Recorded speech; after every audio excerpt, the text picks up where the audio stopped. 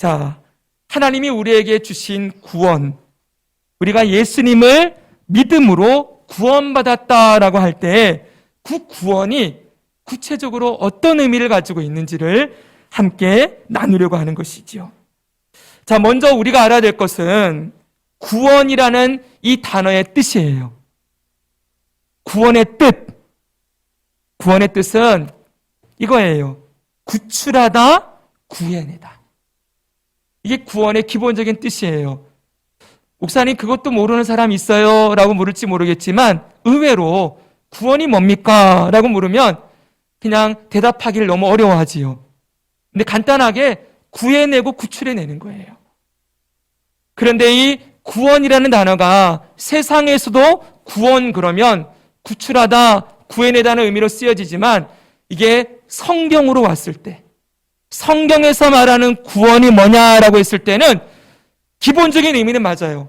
구출하고 구해내는 게 맞지만 그 앞에 붙는 게 있는 거예요. 어디로부터 구해내는가? 어디로부터 구출하는가? 이 앞의 내용이 중요하겠죠, 그렇죠? 네. 이 앞의 내용이 구약과 신약이 조금 차이가 있어요. 구약에서 말하는 구원은 이런 의미예요. 히브리어로는 예수아라는 그런 단어예요. 이 예수아는 여호수아 아시지요?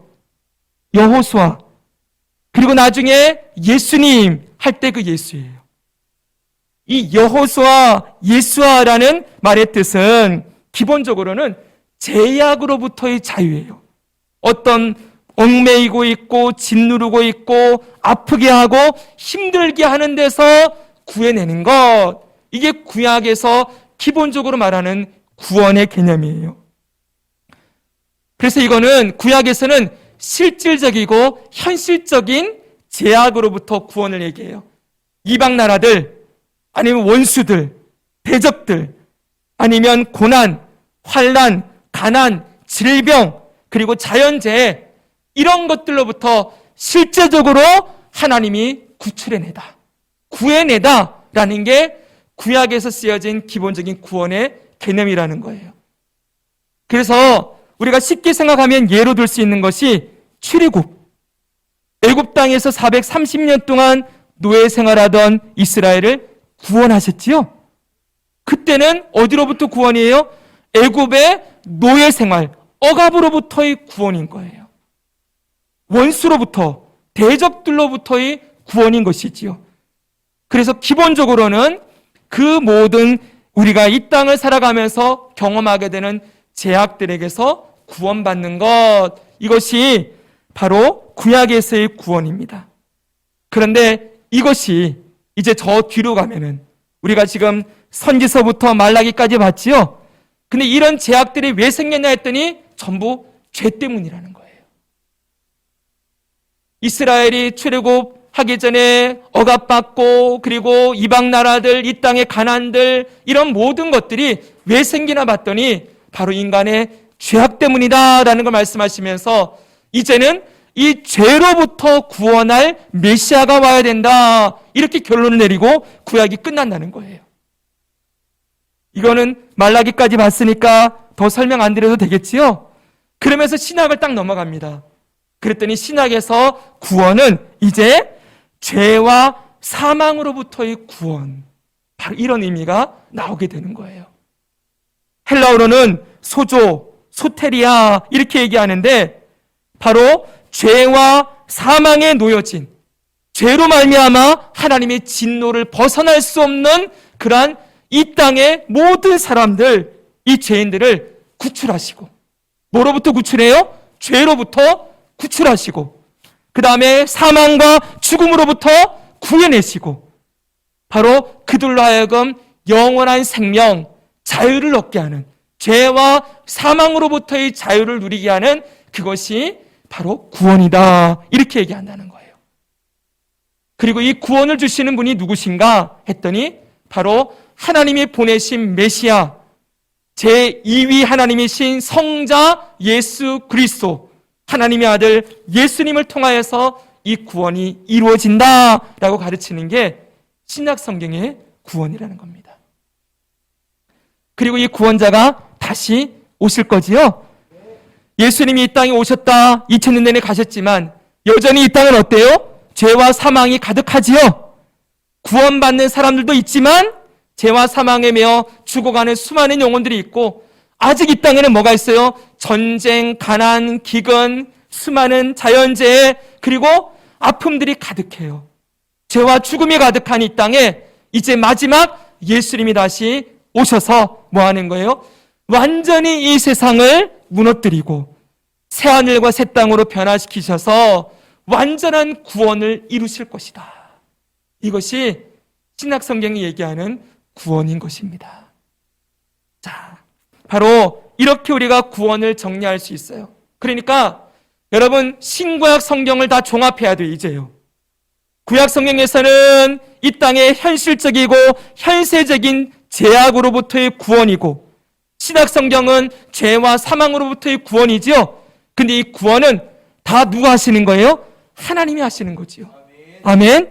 삼위일체 하나님이 하시는 거니까 그분은 어떤 분인 거예요? 구원하시는 분이신데, 저와 여러분들을 죄와 사망에서 건지셨을 뿐만 아니라 지금 우리가 이 땅을 살아가면서 경험하는 가난, 질병, 그 상처, 아픔, 여러 가지 고난과 환난에서도 우리를 건지시는 분이시지요. 구원하시지요. 그러니까 지금도 하나님은 우리를 구원해주고 계시는 거예요. 아멘. 그렇게 말할 수 있겠죠. 나는 지금도 구원받고 있습니다. 하나님 앞에 기도할 때 하나님 나를 구원해 주세요 라고 할 수 있겠지요. 이 말을 잘 써야 돼요. 여러분, 자주 쓰세요. 나는 구원받았으니 이제 더 이상 구원받을 필요가 없다. 이거는 하나만 알고 둘은 모르는 사람이에요. 나는 이미 예수 믿고 구원받아서 천국 가게 되었으니 나는 구원받았다. 그러고만 있으면 안 된다는 거예요. 지금도 우리는 구원이 필요하지요. 여러분, 돈이 없을 때 여러분들에게 돈 주셔야 되지요? 그걸 우리가 어떻게 기도할 수 있어요? 하나님 구원해 주십시오. 나를 이 가난에서 벗어나게 구원하시옵소서. 여러분, 몸이 아플 때 하나님의 구원이 필요하지요? 그렇죠, 여러분? 예, 내 몸을 고치시고 나를 구원해 주십시오. 이 고통으로부터 나를 구출해 주십시오 라고 기도할 수 있는 거예요. 그래서 오늘도 우리는 하나님의 구원이 필요합니다. 주님 앞에 가는 그날까지. 자, 이렇게 하나님은 구원하시는 분이시다라는 걸 배웠어요. 그러면 이 구원이 어떻게 이루어졌는가? 어떻게 이 구원이 이루어졌는가라는 걸 우리 예전에 주일학교 설계에서 삼위일체 하나님 배우면서 이렇게 배웠었어요. 삼위일체 하나님이 구원하시는 일을 하시는데 성부 하나님은 구원하시는 일을 작정하셨다. 특별히 계획하셨다라고 말을 해요. 삼위일체 하나님이 모두 구원하는 일을 했지만 특별히 우리를 구원하는 일에 있어서는 하나님이, 성부 하나님이 뭐예요? 내 아들을 보내어서 그로 하여금 십자가의 죽음과 부활을 통하여 죄인을 구원해야 되겠다라는 구원의 계획 세우셨다는 거예요. 그 다음은 그 구원의 계획을 따라 누가 오셨어요? 예수님이 2000년 전에 이 땅에 인간의 몸을 입고 오셨지요. 성육신 하셔서 직접 그 몸을 십자가에 달려 죽으시고 부활하심으로 구원을 완성하셨어요. 구원을. 아멘. 구원을 이루셨어요. 그러니까 실행하신 거예요. 구원을. 그래서 십자가 위에서 잘 들으셔야 됩니다. 여기부터. 저 2000년 전에 갈보리 언덕, 골고다 언덕에서 예수님이 돌아가시기 직전에 뭐라고 외쳐요? 다 이루었다라고 외치세요. 뭘 이뤘다는 거예요? 하나님의 구원의 계획을 이루었다는 거예요. 본인의 몸을 찢기고 그 피를 흘리심으로 말미암아 죄인이 죄사함을 얻고 그를 믿는 자마다 영생을 얻게 되는 그 구원이 2000년 전에 완성되었다는 거예요. 근데 중요한 게 있어요. 그 다음에 예수님이 어떻게 하셨습니까? 부활하신 다음에 승천하셨지요. 그리고 하나님 보좌 우편으로 가셨잖아요. 그랬지요. 그러면 예수님이 2000년 전에 만들어 놓으신 이 구원을 우리 각 사람에게 지난 2000년 동안 모든 나라 모든 백성들 가운데 예수님을 믿고 고백하는 자들에게 구원을 적용시키는 일, 구원을 나누어 주는 일, 구원이 실제적으로 우리에게 이루어지도록 하는 일, 이거 누가 하시는 거예요? 바로 이걸 성령님이 하신다는 거예요. 예수님이 그랬어요. 내가 여기 있는 것보다 가는 것이, 여러분 지금 요한복음 읽고 계시죠? 내가 아버지께 가는 것이 너에게 더 유익하다 그래요. 왜냐하면 보혜사 성령님을 아버지께서 보내주셔서 그분으로 하여금 우리를 실제적으로 구원에 이르도록 하시기 때문에, 사람이 물과 성령으로 거듭나지 아니하면 하나님의 나라를 볼 수 없느니라, 성령님이 오셔야 하나님 나라를 보고 들어갈 수 있는 거예요. 그래서 성령님이 오시는 거예요. 와서 뭐 하느냐? 구원을 적용시킨다, 이렇게 얘기를 해요. 구원이 예수님이 만들어 놓은 2000년 내에 갈보리 언덕의 그 구원이 오늘 2022년도를 살아가는 이 대한민국 땅, 세종 땅에, 세종 남북에 예배드리는 저와 여러분들에게도 이 구원이 적용되어진 것, 우리 안에 실제적으로 구원이 역사에서 일어난 것, 우리가 구원받은 건 누구의 역사다? 성령님의 역사다, 이렇게 가르치는 거예요. 자, 아시겠죠? 그러니까 실제적으로 우리를 구원하신 분은 삼위일체 하나님 가운데 실제적으로 구원을 일으킨 분은 누구인 거예요? 성령 하나님. 됐습니까? 자, 여기까지 정리가 됐으면 이제 기본적인 이제 구원의 서정에 대해서 배울 수 있는 그런 내용들이 끝이 났어요. 그럼 여러분, 이제 이게 성령님이 우리에게 구원을 적용시킬 때 과정이 있다는 거예요. 뭐가 있다고요? 과정. 따라 봅시다. 과정. 구원의 과정이 있다는 거예요. 무슨 말인가? 지금 우리가 이 예배당에서 이렇게 지금 전등이 다 있지요?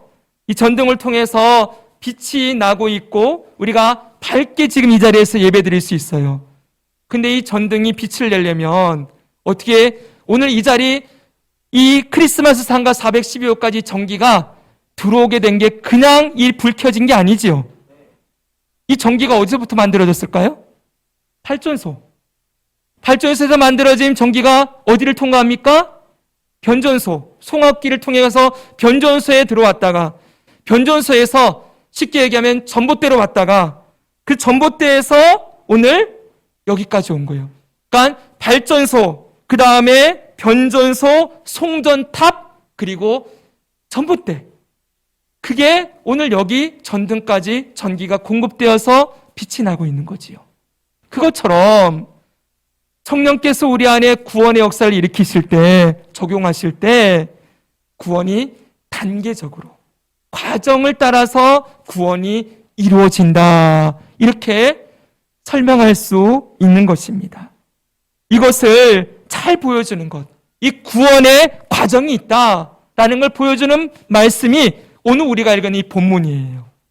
이 본문을 우리 같이 다시 한번 읽어보겠습니다. 하나님이, 시작. 하나님이 미리 아신 자들을 또한 그 아들의 형상을 본받게 하기 위하여 미리 정하셨으니 이는 그로 많은 형제 중에서 맏아들이 되게 하려 하심이니라. 또 미리 정하신 그들을 또한 부르시고 부르신 그들을 또한 의롭다 하시고 의롭다 하신 그들을 또한 영화롭게 하셨느니라. 아멘. 여기 보니까 하나님이 미리 아신 자들을, 그리고 미리 정하신 자들을 이렇게 표현하고 있어요. 미리 아셨다, 이건 예지예요. 그리고 미리 정하셨다, 예정이에요.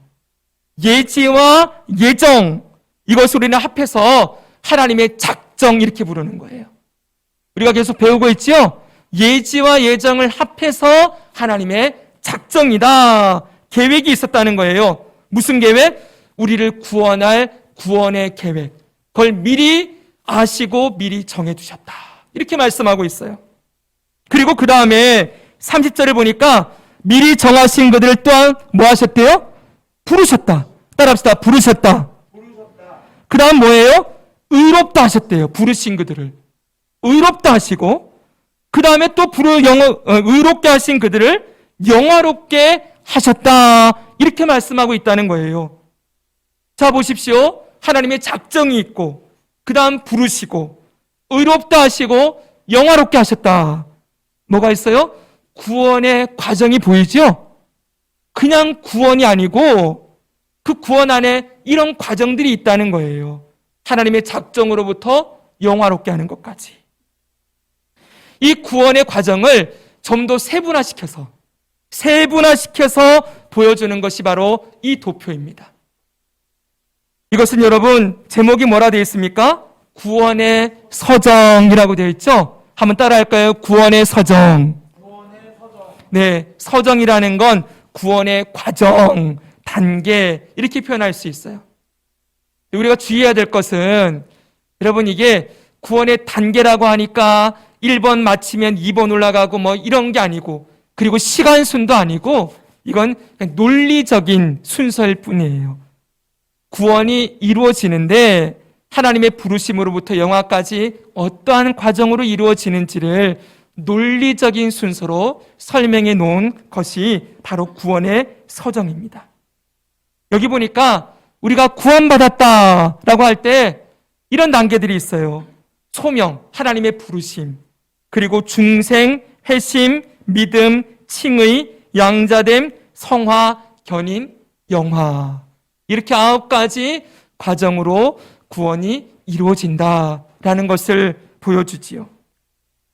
자, 간단하게 살펴보면은 맨 처음에 뭘로 시작됩니까?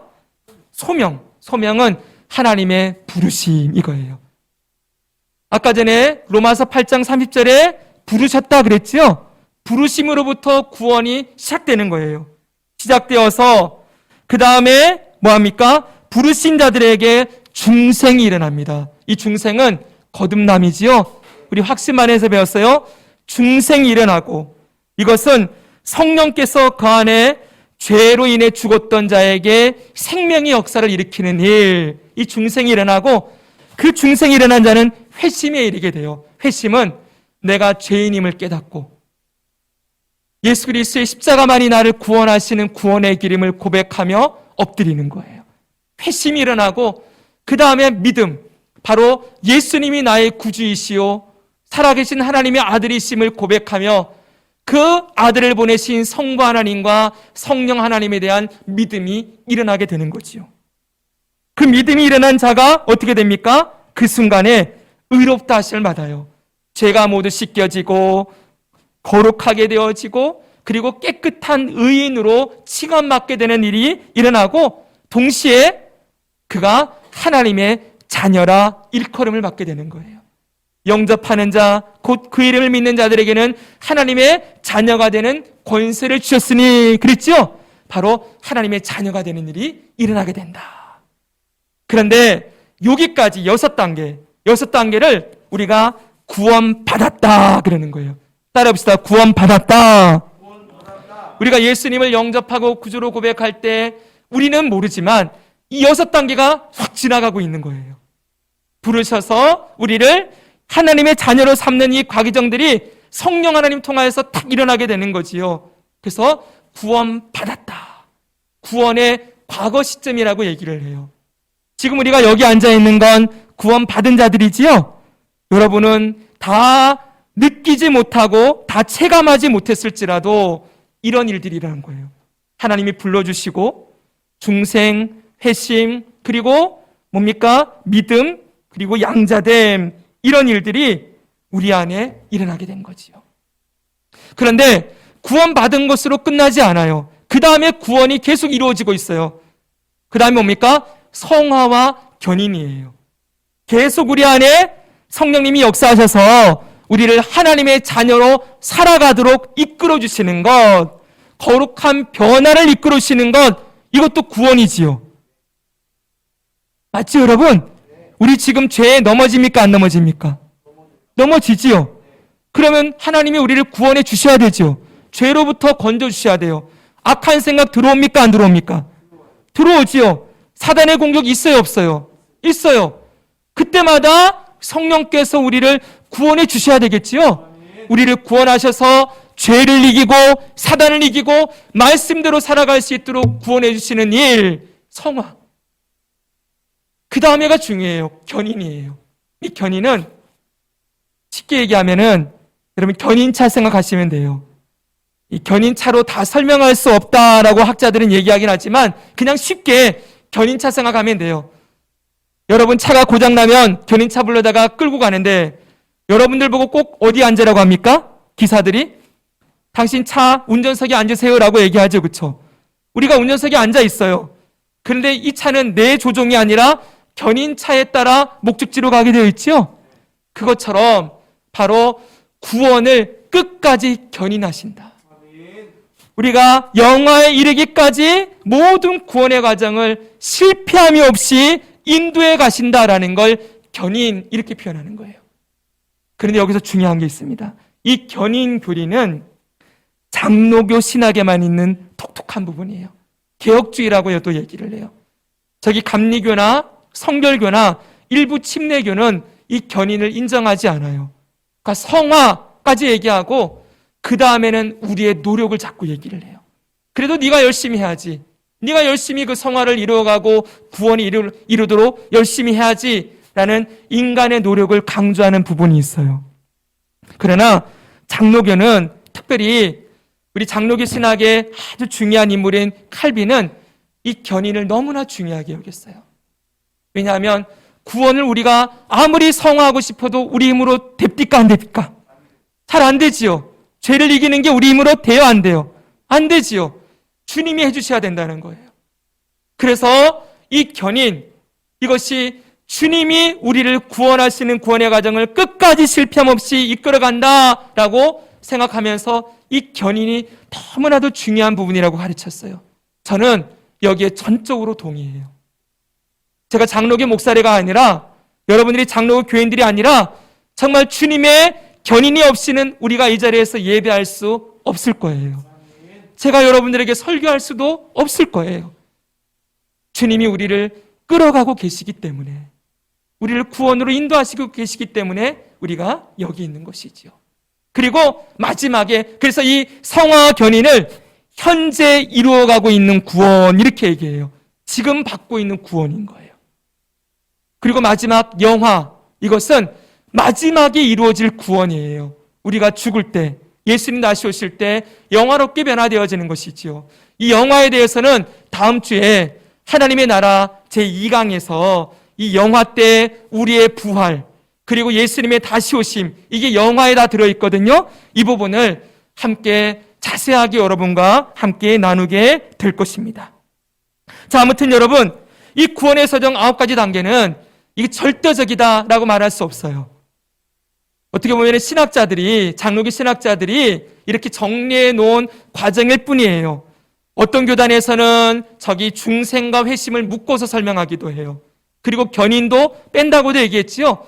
그 7단계로 얘기하기도 하고 9단계로 얘기하기도 하는데, 중요한 건 몇 단계나가 중요한 게 아니라 중요한 건 한 성령께서 우리에게 구원을 적용시킬 때 그냥 구원받았다, 천국 간다, 영생을 얻었다, 그냥 그렇게 말하고 지나갈 게 아니라는 거예요.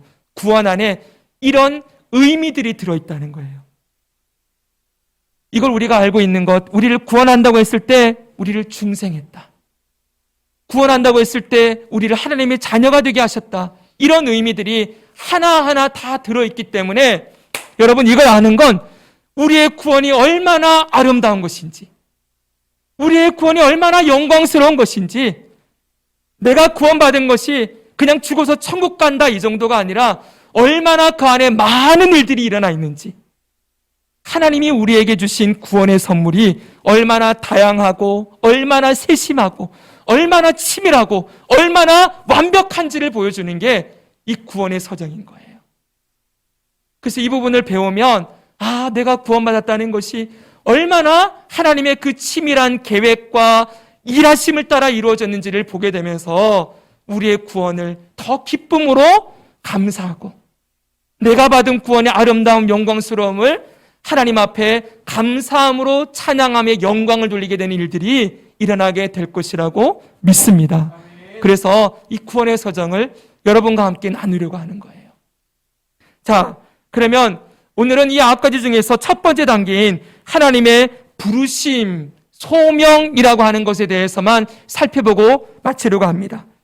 먼저 이 소명이 뭔가? 하나님의 부르심, 정의가 이렇습니다. 우리 같이 한번 읽어볼까요? 하나님께서, 시작. 하나님께서 사람들을 부르셔서 예수 그리스도를 믿고 구원을 받으라고 권유하시는 은혜의 행위. 아멘. 쉽게 말하면 하나님이 구원을 만들어 놓았어요.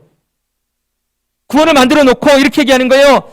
태환아, 너 여기 와서 이 구원, 내가 너에게 주는 구원 받아라! 라고 우리를 불러주시는 것. 우리 어렸을 때 저는 시골에 살았거든요.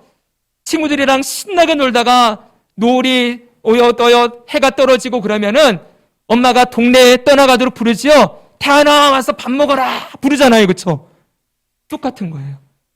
하나님이 구원이라는 아름다운 선물을 준비해 놓으시고 우리를 부르셔서 아무개야, 너 와서 내가 주는 구원을 받지 않겠니? 라고 우리를 불러주시는 것, 초청해 주시는 것. 바로 구원이 하나님의 부르심으로부터 시작되었다는 것을 우리가 배우게 되는 것입니다. 그래서 여러분, 로마서 8장 30절을 다시 보십시오. 여기 보니까 미리 정하신 그들을 또한 부르시고 부르신 그들을 또한 의롭다 하셨다. 이렇게 말씀하고 있어요. 또한 고린도전서 1장 9절 함께 한번 읽겠습니다. 고린도전서 1장 9절 시작. 너희를 불러 그의 아들 예수 그리스도와 우리 주와 더불어 교제하게 하시는 하나님은 미쁘시도다. 아멘. 너희를 어떻게 했다고요? 불러서. 예수님과 교제하게 하시는 하나님은 신실하시다. 베드로전서 5장 10절은 이렇게 얘기합니다. 모든 은혜의 하나님 곧 그리스도 안에서 너희를 부르사, 우리를 부르셔서 그 다음에 자기의 영원한 영광에 들어가게 하신 분이 그랬어요. 영원한 영광은 구원이지요. 영화로움이에요. 거기에 들어가도록 우리를 부르셨다는 거예요. 예수님은 이렇게도 말씀하셨습니다. 같이 한번 읽겠습니다. 내가 시작. 내가 의인을 부르러 온 것이 아니요 죄인을 불러 회개시키러 왔노라. 아멘. 분명하지요? 우리가 구원받은 건 누가 불러줬기 때문이에요? 하나님이 불러주셨기 때문이다 라는 것을 기억해야 돼요. 그런데 혹시라도 여러분들 가운데 선교단체에 오래 있었거나 아니면 교회를 오래 다녔거나 하는 분들은 이런 질문들을 우리가 교회에서 받아요. 너는 소명이 뭐니? 이렇게 물어보거든요. 특별히 신학교 가면은 가장 물어보는 것이 너는 목회자로서 소명을 받았냐? 이렇게 물어요. 하나님이 불러줬냐는 거예요. 여러분, 이 부르심을 우리는 뭐라 부르느냐?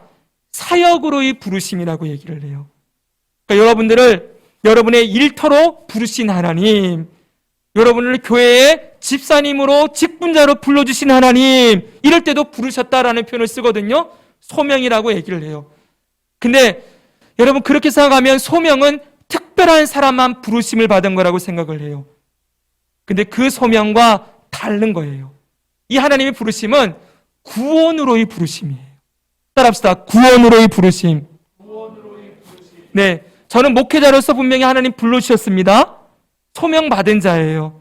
그래서 지난 30년간 목회자로서의 사명을 감당하고 있어요. 근데 이건 사역으로 부르신 거고, 지금 여기 우리 모두는 뭘로 부르셨어요?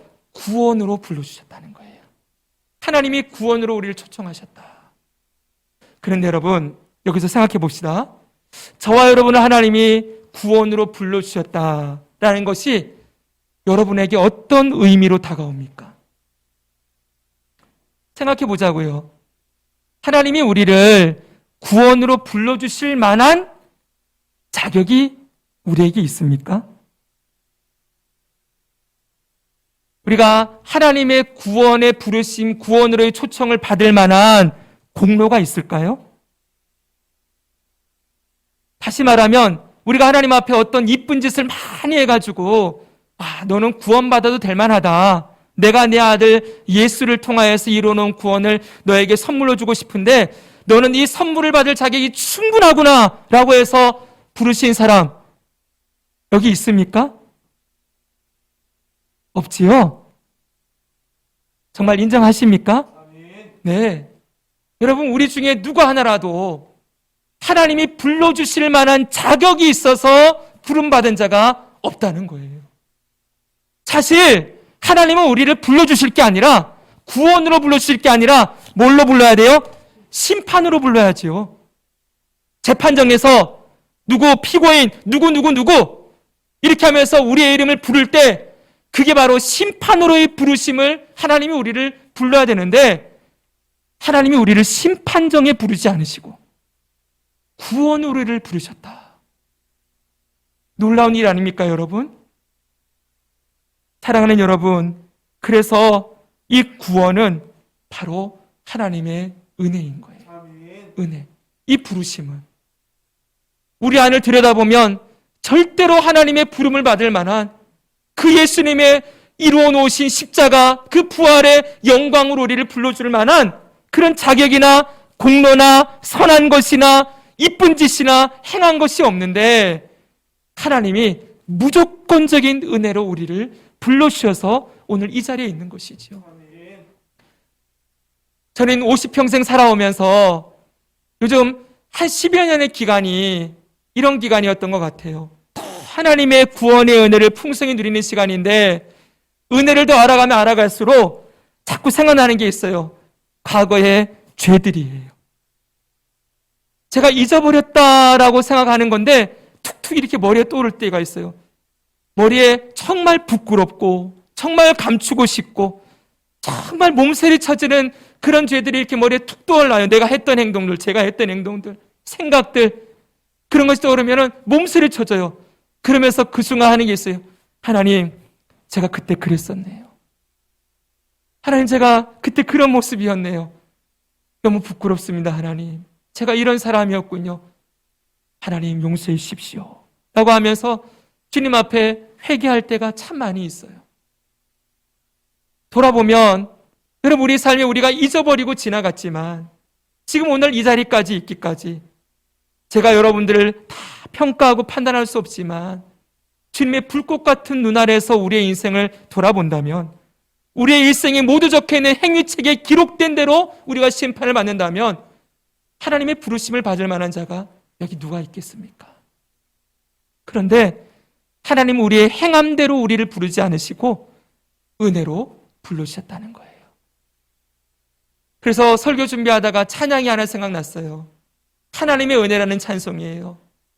나를 지으신 이가 하나님, 나를 부르신 이가 하나님, 나를 보내신 이도 하나님, 나의 나 된 것은 다 하나님 은혜라. 사도 바울이 고백했던 찬양이지요. 나를 부르신 이가 하나님, 한량없는 은혜, 갚을 수 없는 은혜, 나를 이 자리까지 인도하신 하나님의 은혜, 부르신 것이 은혜다 라고 고백하는 거예요.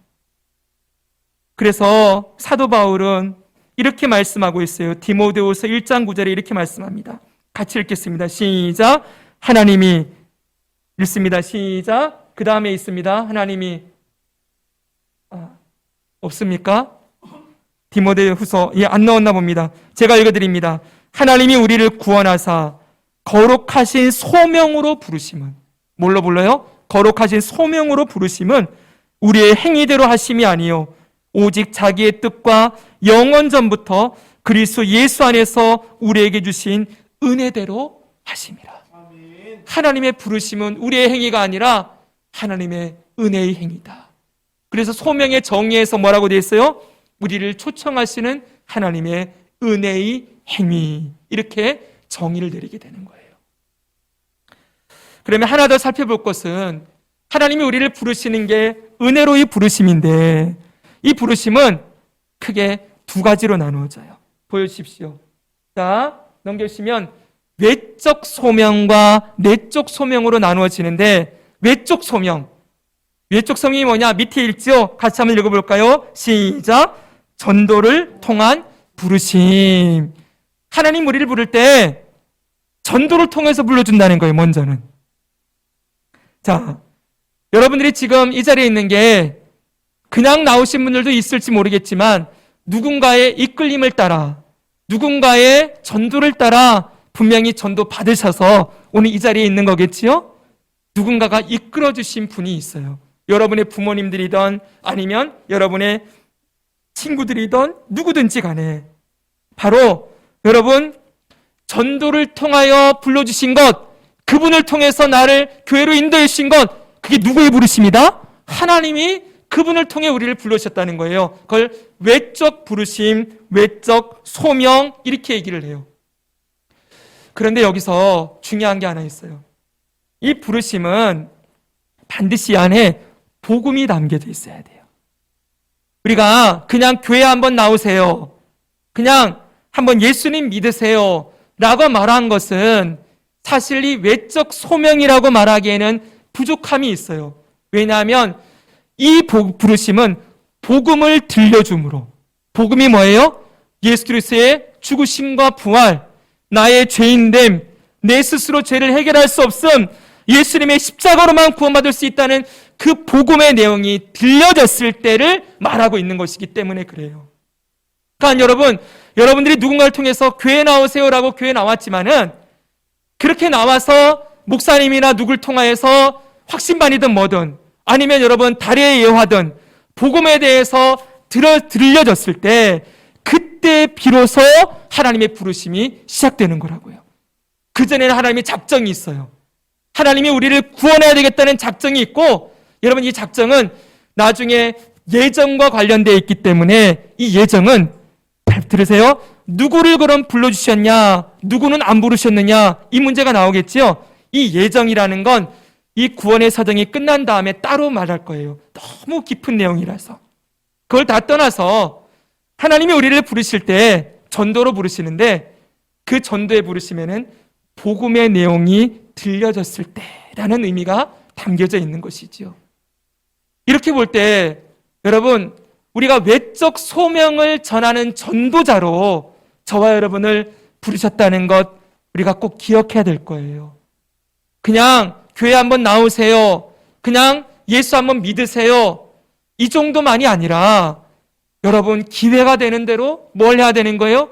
예수님의 복음을 전할 준비, 이 복음을 전하여서 하나님의 부르심을 이루어가는 도구로서 저와 여러분들이 쓰임받고 살아가기를 소망하며 복음으로 준비되어 있는 건 너무나 중요하다고 할 수가 있을 거예요.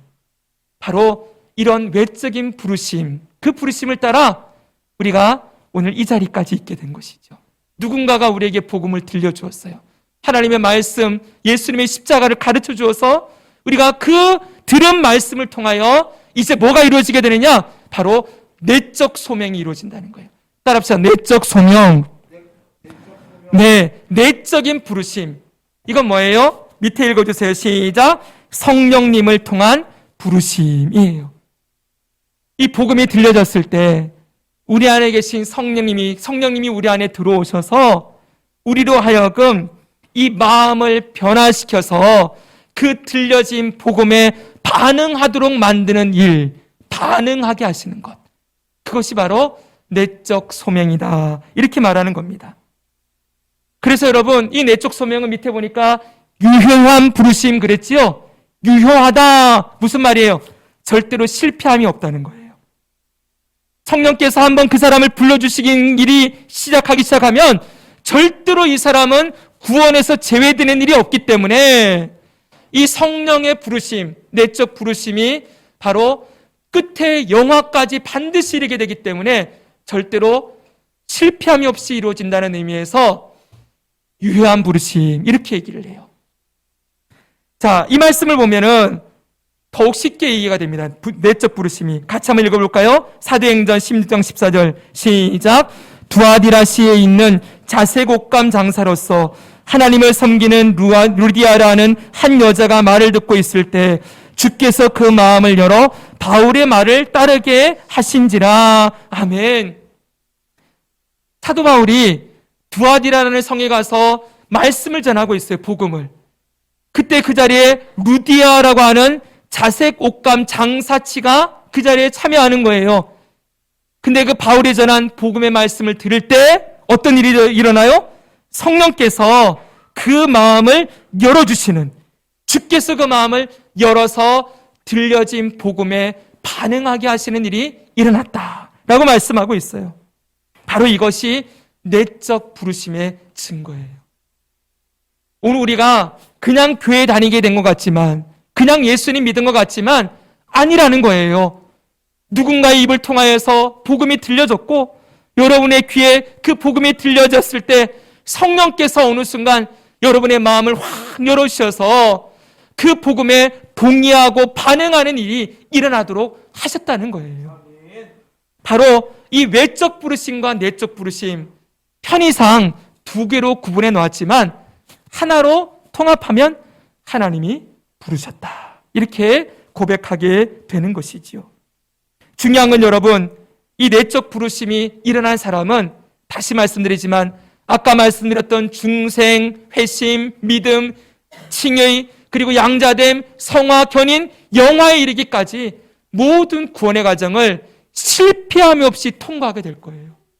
아멘? 왜 그렇습니까? 이 일은 내가 하는 게 아니라 하나님이 하시는 일이니까. 할렐루야.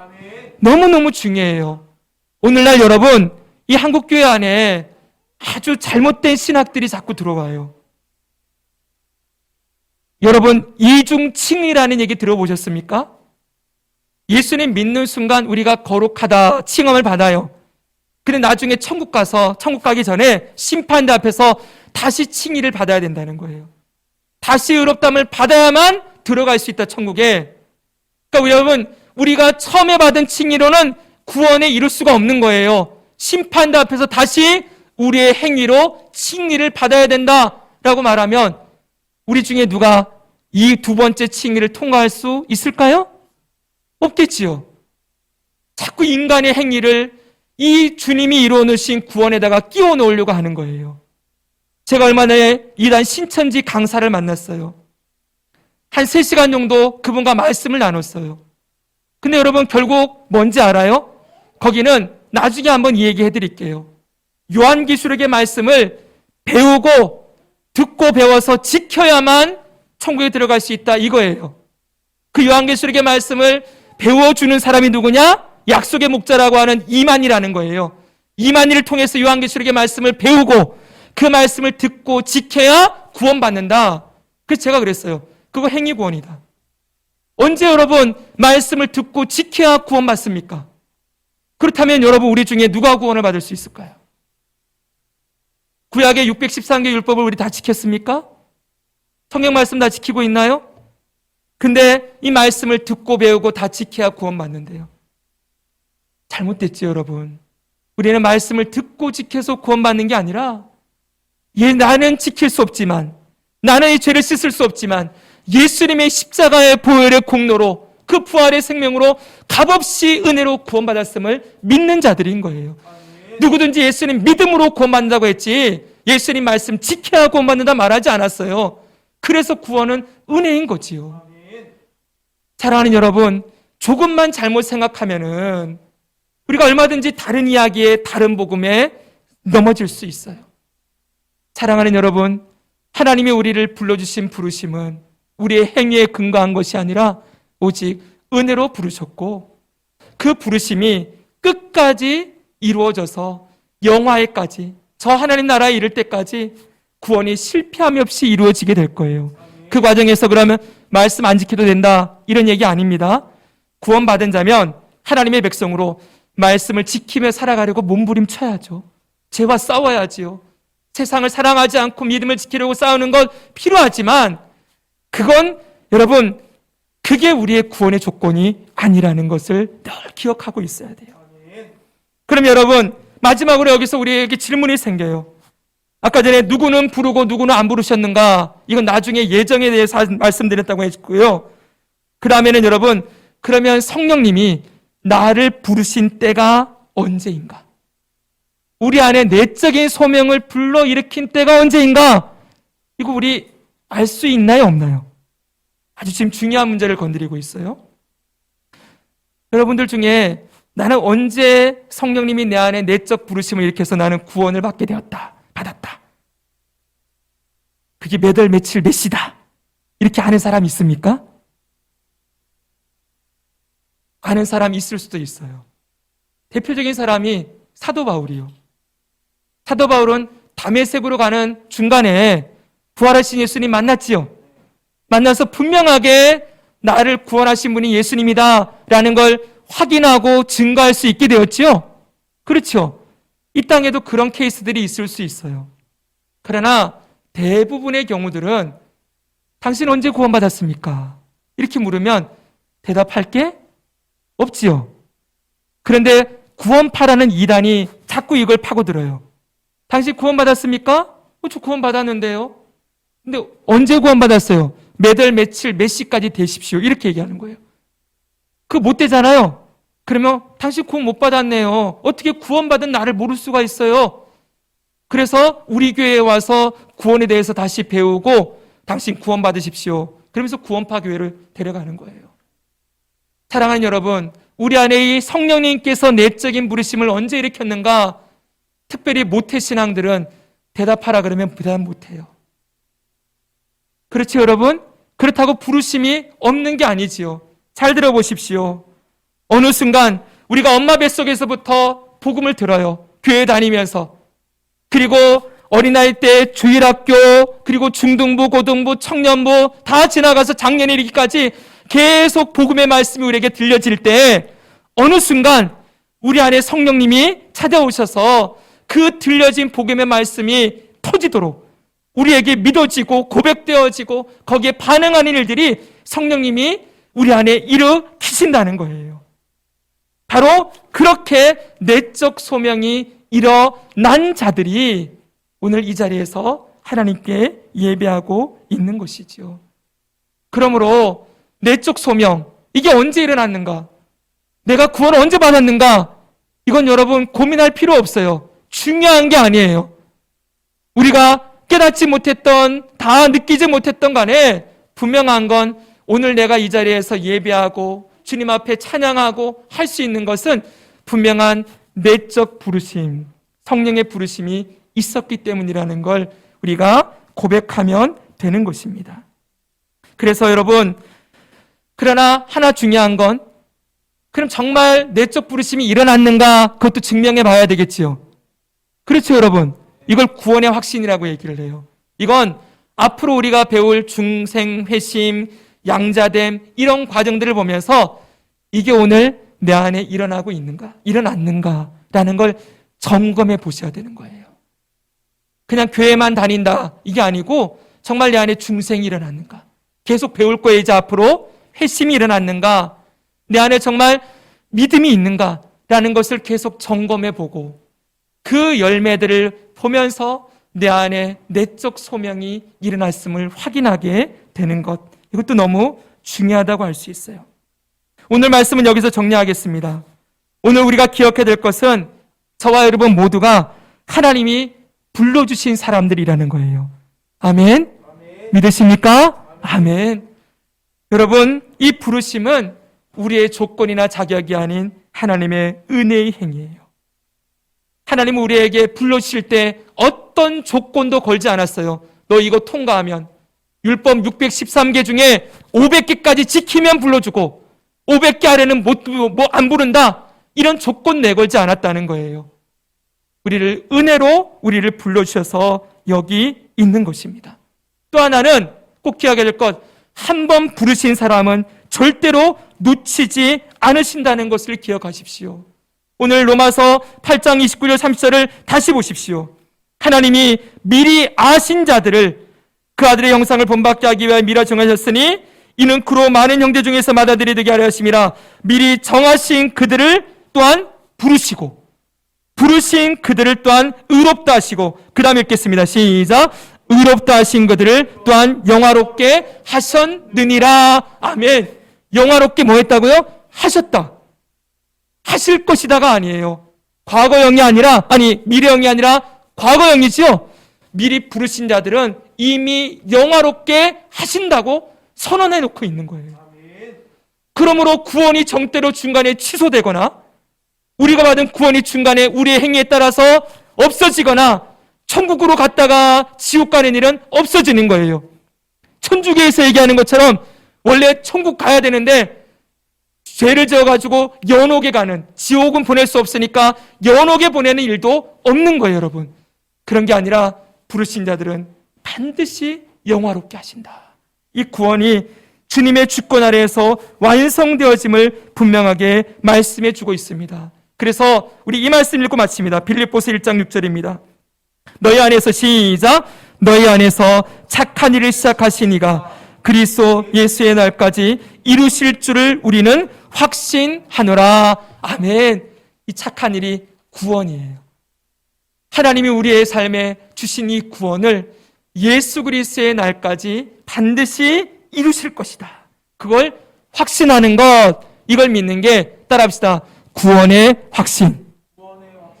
다시요. 구원의 확신. 우리를 부르신 이가 끝까지 영화롭게 하실 것이다. 믿는 구원의 확신. 이건 말씀을 믿는 거예요. 약속의 말씀을 믿고 이 구원의 확신 가운데 거하여서 우리가 받은 구원이 얼마나 은혜이고 기쁨인지를 예배드릴 때마다 감사함으로 고백하고 이 구원을 기쁨으로 감사함으로 늘 우리 영혼에 새기고 누리며 살아가는 저 여러분 되기를 주 예수님의 이름으로 축복합니다.